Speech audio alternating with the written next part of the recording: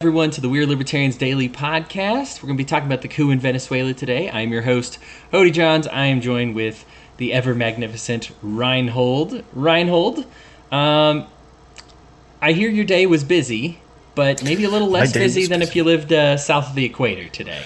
It was a little less harrowing. It was a So, little less traffic, I guess. so we've covered in depth what's going on in Venezuela. A lot of our listeners are already familiar with the situation there, but let's talk a little at least. You want to talk about if this is even a coup. So I guess that's the Right. right So, place to start. Help me out. so just the way I understand everything that happened with Venezuela is that they had an election that was like a recall election. So Maduro says he won it, but every inspector says he didn't. Right? Every inspector says no. That's you lost. This is it. So And Maduro is the I, current right, president. right. Yeah. So by the rules of their own governmental documentation, if this situation happens, there's a person designated inside the government who's supposed to take over as acting president while new elections can be scheduled. Yeah. So that's what got triggered. The person who they're saying is trying to initiate a coup and is trying to get him to leave office is that person who was designated as being the person who take over. So technically, by the rules of their own government, he should be the one that's in charge, while the Maduro should be stepping down. He doesn't want to, so he's doing his. This is a coup. Everybody's trying to take control from me. Why is the U.S. government involved? Blah blah blah. All that stuff. So that's the thing. So calling it a coup, I think, is missing the point that it's not really what you would normally call a coup. Sure. Welcome, by the way, Dale. How you doing today, buddy? Oh, second Monday, but hey, you know what? It is what it is, bud. Nothing Hey, like coming back for a second helping of Monday. And we're talking about Venezuela, not my own private Idaho here. So okay. yeah, All right. Well, let's talk about some people that have had maybe a slightly worse day than you today. yeah, let's do that. I'll feel better. Now, I will say this, and I was just looking at it. From what I understand, there's no deaths reported, and there's some videos that look not safe for work, but I guess they were using rubber bullets. So when you Well, the trucks running over people didn't look good either. that also does not look great. Yeah. But I guess from again, this is from secondary sources, but as of now, nobody actually died. But Officially that we know of. Yeah. right. But to address your point, Rhinehold, you are correct. Under the Constitution of Venezuela, the National Assembly can step in if there's a controversy. Now, the UN actually investigated the election and found that it did get rigged, and it was, and this is a quote, outcome determinative, meaning it actually changed the outcome. So he would not have been elected president if they didn't tamper with it. So you do have, and again, this is the UN. I don't trust the UN further than I can throw them. I get it. None of us do. But there's some shady business around it, and there certainly needs to be as much transparency as possible. It's not hard to believe that that's what happened, and there's got to be somebody looking into it. So just because it's the UN doesn't mean that they're wrong, right? I mean, exactly. I think everybody can look at this and go, this country has been screaming about their leadership all this time. They had an election. He won. I just don't believe that. That's hard to buy considering what we know about the state of that country right now. Yeah. Well, and specifically what they did was they looked into, the UN did an investigation, and they couldn't get into maybe the bigger cities. What they found is the population of the smaller outskirts in Venezuela, in the suburban areas, they couldn't find anybody there. They couldn't find anybody that was like, oh yeah, we all support him, and they would have votes for him bigger than the population itself. Right. So, I mean, hey, we have a Chicago in our nation. We know how it goes. I get it. There's messed up stuff that happens, and you wish it was more transparent. It's not. So the idea is they wanted to do an investigation. Maduro forbid the investigation, said, no, we're not doing that. And, of course, this is kind of what you get. Now, what triggered it today, I'm just going to give people some hard facts before we kind of talk about it. So the reason this violence happened today is the opposition leader, Juan Guaido, and he's the one that the assembly steps in, the interim guy. And they actually the assembly even swore him in on January 23rd of this year as president. Yeah. And so he's been recognized as Venezuela's leaders. A few countries have. It's actually split on the countries. I'll read those off in a second. But today, he gave an address in which he had some military people with him. Now, the reason that's a big deal is because the general of the army and several military leaders have said they're going to back Maduro, the existing leader. So when Guaido appeared with these military members today, it gave people hope in saying, oh, maybe the military is split. Because the issue that's keeping people from a full-on uprising against Maduro is you got to fight against the U.S. military. Of course, you can imagine that similar situation here in the U.S., right? Because if we decided to do something that got big enough that the military was like, yeah, we're going to put down their enemies no matter what, and then you see, maybe maybe a few factions of military guys support your cause, it would give you hope, as opposed to the entire U.S. military coming down on you. So it's kind of the similar situation that you got going on there. Specifically today, and this is a quote, he promised to end the rule of the socialist Maduro regime. And so, Garrus, this is incendiary language, not just in overthrowing Maduro, but also overthrowing the entire type of government that he has. And I'm not blaming him for being incendiary. I mean, I'm not in love with socialism, so if it's something that has to get overthrown, then it's something that has to get overthrown. But that is what kind of sparked everything today. So, Dale, I'll let you give you a few thoughts as well, and actually we'll even head back to you too, Rhinehold, just as far as anything you can think of within what I just said. Well, while you guys were talking, I did a little digging around about the Second Amendment in Venezuela, and it turns out back in 2012 they banned the commercial sale and private ownership of guns.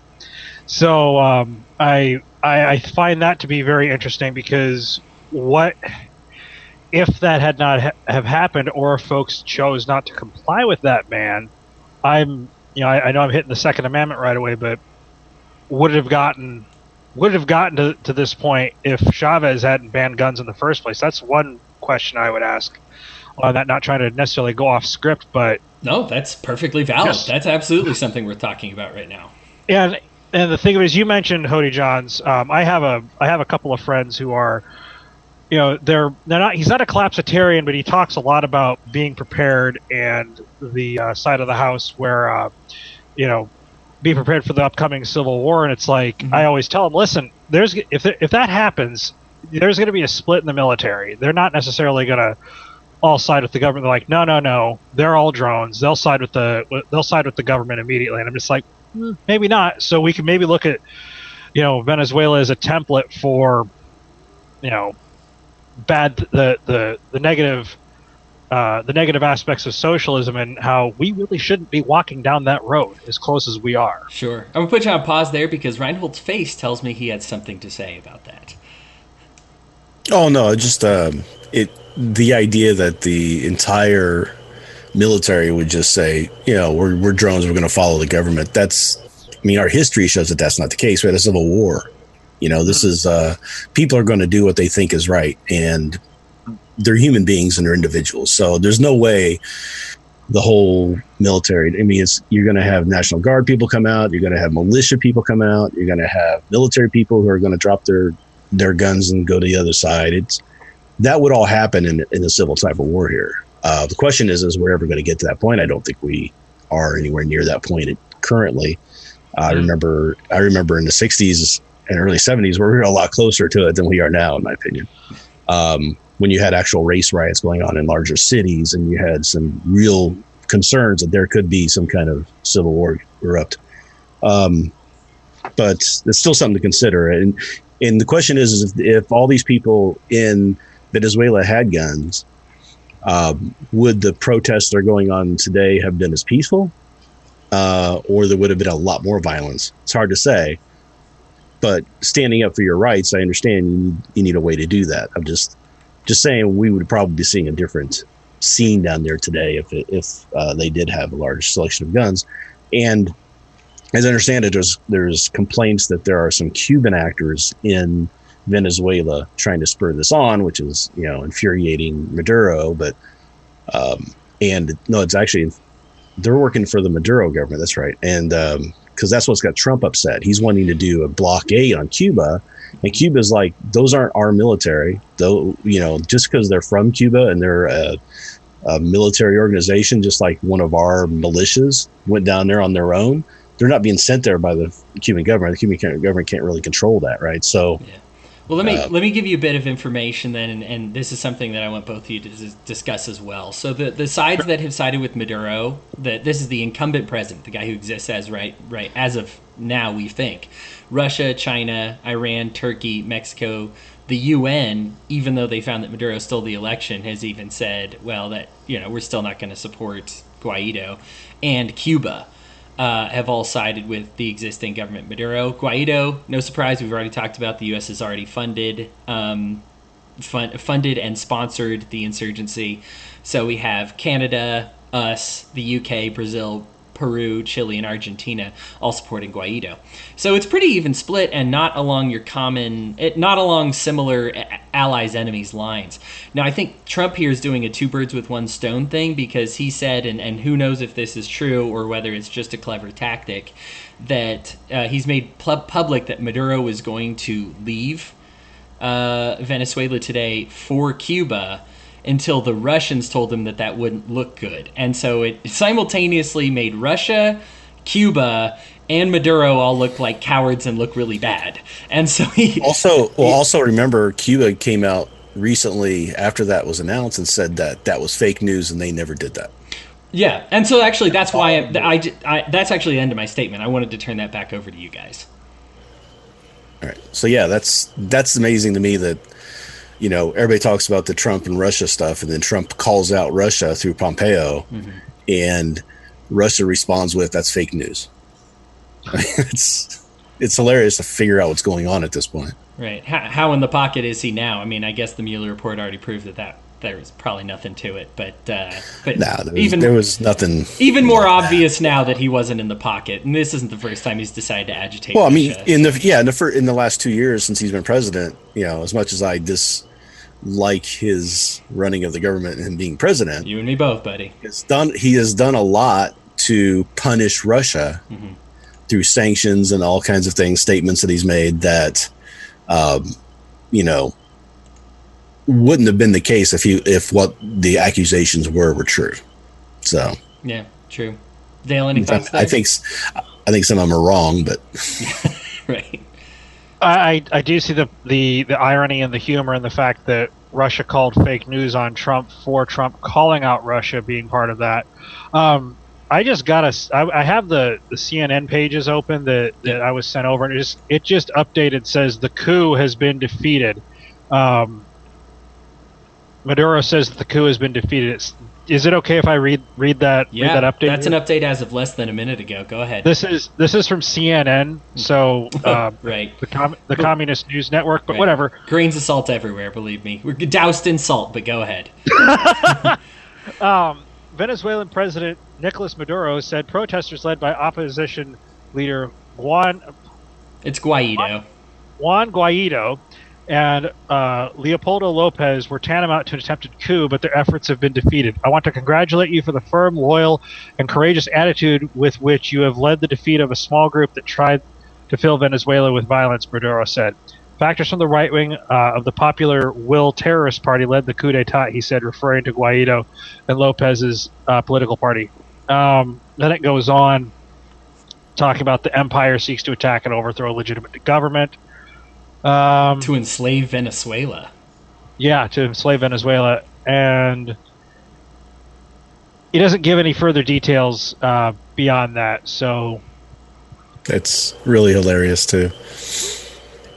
Because all I get is an image. And I don't know if either of you remember this or not, but the image of the Iraq spokesman when we were attacking Iraq saying, "Oh, everything's fine. We're defeating the Americans. Everything's good." He was, come on, that's just propaganda, right? Yeah, so. And I appreciate you reading that, Dale. It's something, but here's the thing about it, and there's a couple things that come to mind. Just, I mean, this is as fresh off the presses as it gets. So this is as hot a take as it gets without me sitting down and thinking about it a little longer. But first of all, this was a demonstration. This isn't the entire movement. So this Guaido protest is not going away. Like I said from the Venezuela episode, Venezuela's in a rough spot, guys. Their inflation since 1 year ago has gone up by something million% or 1,546%, something crazy, and so they can't afford things. I just heard an interview with somebody who's from there who said they still can't. They're still working on finding cats to eat. From somebody who lives there. The problem is now that they're in instability, the majority of their medicine was provided by charity and outside countries providing charity for them, and so now they don't have any medicine anymore. Of course, their mortality rates, we talked about that as well, being the infant mortality being the highest in the world. People starving themselves to death. I mean, it's nasty. And so the thing is he can say, yeah, this is fixed, and even if he puts down Guaido, which he hasn't, this is he's still the sworn-in president under the National Assembly. Guaido is, but even if he does put down Guaido, it doesn't make all his people suddenly healthy and suddenly dormant. There's from what I'm reading, 71 people in the hospital, but you got to understand that this is a country whose population is a lot greater than 71 people. It was just 71 people willing to get hurt in order for them to see. And so at this time, yeah. Right, at this time. And the other thing is, this is just incendiary language. He calls them terrorists. Think about this in America. We've done similar things where we have the right and the left try to demonize each other and try to get the violence and hatred up by saying they hate America, they hate peace, they love the terrorists. We do this type of thing too. But here, I think you can take a step back and see what that looks like from an outside point of view and how incendiary that is, and how you're really encouraging them towards violence, and you kind of get what's coming to you when it happens. He's claiming a victory for peace when obviously he's just claiming a victory for himself. His people are starving to death. There's no peace in Venezuela right now. Well, and how much do we say at this point, has sanctions ever really worked where it didn't harm the people of the country, and the people running the country are just fine because they're going to find ways to take care of themselves and hoard everything all the power that they have and all the resources. So sanctions always end up hurting the people and killing them, like we did with Iraq for 12 years before we actually went in and did something there. But that's the main concern, is that the United States has been put sanctions on them, and other people have put sanctions on Venezuela for years. And I just think it's just exacerbated the problem, which isn't the reason why they're failing, but it's not helping them in any way. Yeah. Any more words of wisdom there, Dale?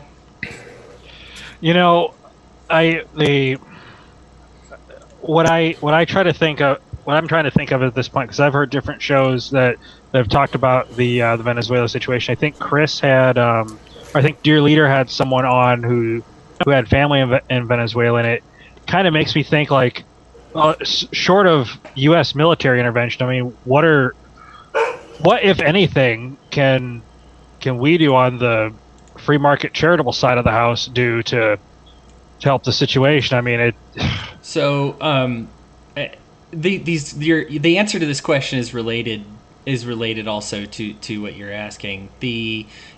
I believe she was from Ecuador, the person that Chris was talking with, but that's actually the number one country that they fled to. Now, of course, it's I don't want to demonize all socialists, but it is what I will call a modern Stalinist socialist country.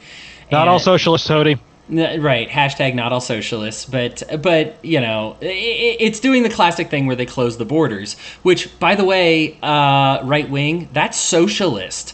So anyway, they close the borders. They're not supposed to escape, but there has been 3 million people from citizens of Venezuela who have escaped to other countries and into Ecuador. So, and I want you to go back to you, Dale, because I think you should suggest more things. It just is related to your question. One of the things we can do to help, open the borders, not only to let them out, but to keep, it stops people from having to stay in. As soon as you have a militarized border, there's nothing to stop the country from keeping you in as well. And countries doing that. I mean, you can see it in Venezuela right now. Maduro's turned away aid at the border several times. Free aid offered to the citizens, but that delegitimizes his power. To see help coming in from other places, he needs the people to believe he is their only hope. And so he turns them away at the border. So closed borders are a huge problem in this situation. And I hate to take this into a discussion that's obviously inflammatory to a lot of people, but frankly, opening the borders would be the most merciful thing we could do to Venezuelan refugees. We don't necessarily have to send military action to get them out, but we need, if they escape, they need a place to go. And frankly, again, I've said this a lot, but we just need to abandon policies that make it so that we can't open the borders. Yes, welfare might go up a little. Yes, certain there might be certain side effects depending on whose statistics you look at. I would contend with those statistics, but that's a separate discussion. But either way, we need to get rid of policies that make it so that we can't have open borders, so that country can once again become I mean, what's etched on the Statue of Liberty? Give me you're tired, you're poor, you're weak, you're sick. We want the scraps, because this is a place where you become strong. This is not a place where we're supposed to only be the strong need only apply. That just isn't the American promise. That's absolutely right. Well, and I agree with you. I mean, aside from, you don't even need, I mean, if this whole open closed border thing, it doesn't necessarily have to be either or. I mean, basically what it amounts to is our country could do what it used to do at Ellis Island. Disease check, security check, go. And then you're on the path at that point. I mean, it's not complicated. The average wait time at Ellis Island was 3 hours to get in the country. Boom. Now to get into the country, it's a year and a half. Oh, legally? That's just as an asylum seeker. Okay, as an asylum and going through the process. We have people from Mexico who applied in 1996 that are just now getting their stuff heard. Right? That's how long backup we have on that. It's ridiculous to me, and people are saying we have an emergency at the border when they're saying 3,000 people are crossing the border a day. We used to service 10,000 people a day at Ellis Island, and that was less than half of the people that came into this country. So over 20,000 people a day were coming into this country 100 years ago, and you're telling me we can't do as good as they did? Right? And those people who came in the early 1900s fueled the second industrial revolution, worked in the factories and made this country what it is. And most of the people who are here come from someone who came about that time. So I did not know that about Ellis Island. That's fascinating. And to think with all the technology we have, how much faster it would even be now. Oh, yeah. I mean, you get a database and you can check people on security. You can check them for, I mean, they used to, 100 years ago, doctors were so well trained that they could look at somebody and know whether or not they were communicable or whatever. I mean, that's how much they had seen it and knew what they were doing. But with the testing we have now, how long does it take to tell if somebody's got some dangerous disease that we want to make sure, we at least keep in quarantine until they're, healthy, and then we can let them in. But we're not doing any of that. All we're doing now is we're trying to make it, and purposely, the administration has said that they're doing this, trying to make it undesirable to come here by making it painful, making it hard, making it impossible. So don't bother trying. And that's not the message we should be sending to the rest of the world. When you have a gene pool that stagnates and you have think of Europe with the kings and queens and what they did to their gene pool by not letting other people in, not letting other genes in or whatever. They end up with a real bad situation. And that's what a country does. If you don't let other thoughts come in and other people and beliefs and genes and everything else come into your country, you're just going to stagnate. And that's what the country's been doing for decades now, is stagnating. We talk about, we got a great economy right now. We've got 2% growth. 2% growth is great. I'm sorry, but I'm old enough to remember when we used to have much better growth. We used to have a much stronger economy. And to just accept that, you can't do a savings account these days. The interest rate is so low, it's at 0%. Nobody can save money. What kind of economy do you think you have when everybody is spending everything they get because there's no point in saving anymore? And then, they're going to get older and they need savings. They're not going to have it. Yeah. It's insane to me. Angie Fritz is watching the live stream, and I messed up on 2 accounts. It's Colombia, not Ecuador. They're fleeing to, but Okay. or they're fleeing to all of them, but the majority have gone to Colombia. I just, I did the white racist thing where I just confuse every single South American country. I apologize. That was Hodey, it was an honest mistake. Don't beat yourself up.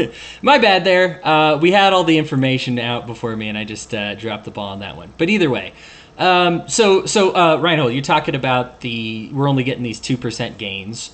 They're very low. They're not as high as we want them to be.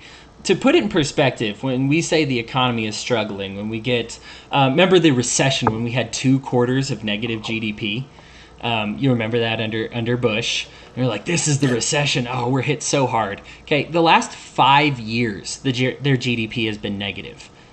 That's 20 quarters of negative GDP. So that recession that we had back under Bush, that was, oh no, we had 2 in a row, that's been happening to them for 5 years. Here's the other thing. That's marveled by even the poorest countries in the world. Like even countries with a standard of living even less than theirs, they have not had 5 years of negative GDP. For the last 3 years, just the last 3 years, the GDP has lost between 16 and 17% every year, which totals at about 50%. Now, okay, so I love talking economic numbers, but let's put this in perspective. GDP is gross domestic product, right? This is how much stuff you have. The value, not just the value of that stuff, but actual stuff and what people would pay for it. 50% of that's gone. So just imagine your life, and in the last 3 years, 50% of it is gone. 50% of your possessions are just not had anymore. So that's really, I think, helps put in perspective the struggle. It's absolutely unbelievable. Well, libertarians talk about wanting to see a government collapse. This is what it looks like when a government collapses. Yep. We don't want that. That's one of the other points. I'm sorry to interrupt. That's what really frustrates me. Yeah, when people say they want that. Go ahead, Dan.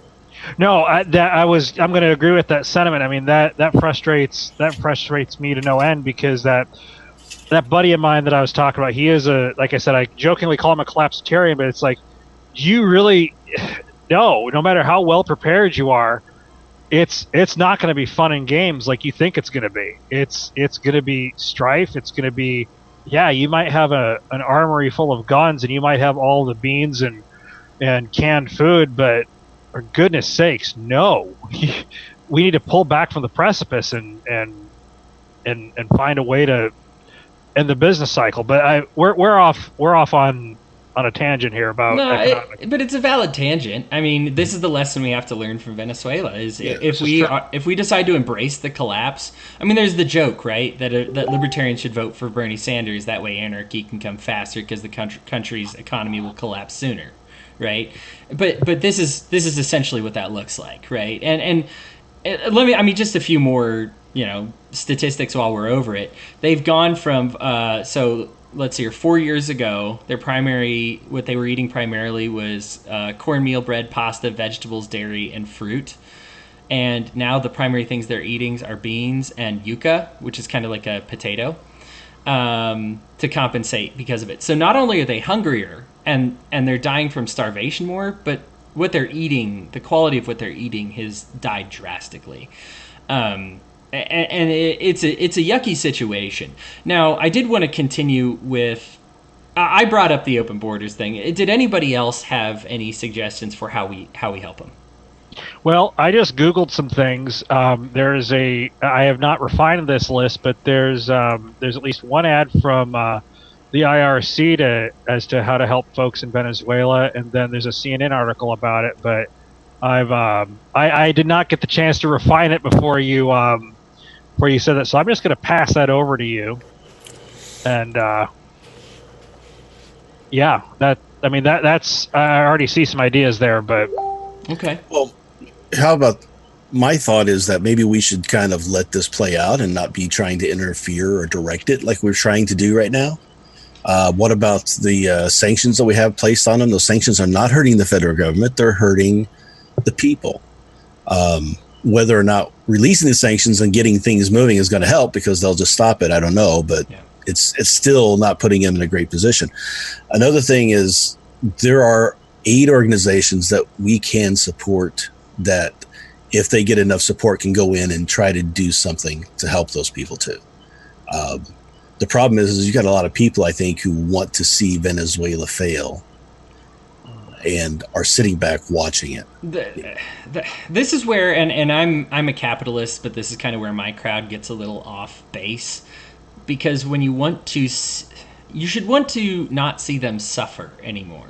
Mm-hmm. And that's really the primary problem that we have, is that there is a great deal of suffering going on in Venezuela right now. And it's hard. It should be hard to watch. It should be heart-wrenching. You shouldn't laugh at them and say, this is what you get when you get socialism. Look, if you're a capitalist, you believe in free market values, right? So you shouldn't have to ban socialism in a free market, so long as the free market can exist. Now, yeah, Venezuela killed the free market. Is it an important lesson? Oh, yes. Oh, my goodness, yes. The New York Times, I mean, even the left-leaning New York Times, entitled a piece called, "Yes, Venezuela is a Socialist Catastrophe." Look, it's still a good lesson, but let's not herald this up like this is what we wanted for Venezuela. We wanted Venezuela to choose capitalism. They didn't. Look, they deeply regret it. The people tried to vote otherwise. They tried to get rid of their socialist government, but the socialist government wouldn't let it happen. And so there is a lot of suffering that goes down on there, and I don't want the demagogues, I guess, on the right or libertarian side to embrace their deaths and suffering.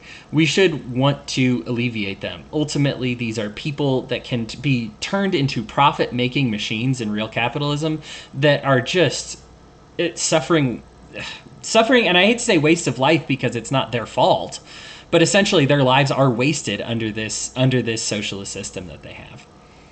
Hey, Rhinehold, do you need to go? Sorry, Hodey Johns. I don't need to go. I just have a visitor real quick. You're okay. No, to be honest with you guys, we've gone about over where our dailies are supposed to be at, but I'm glad we could get this conversation in, the coup in Venezuela. I mean, let me start with my final words, and I'll throw it to you guys here. If you're the praying type, pray for him. If you're the acting type, act on it. We just really need some difference makers in there, and I think if you are one of those right libertarians that I was talking about, now's the time to show some compassion and not to show vengeance. Yes, if you want to, share a post or two about how this validates everything you knew about what government-run, I'll specifically say government-run socialism should be. Fine. Hold your head up high. You were right.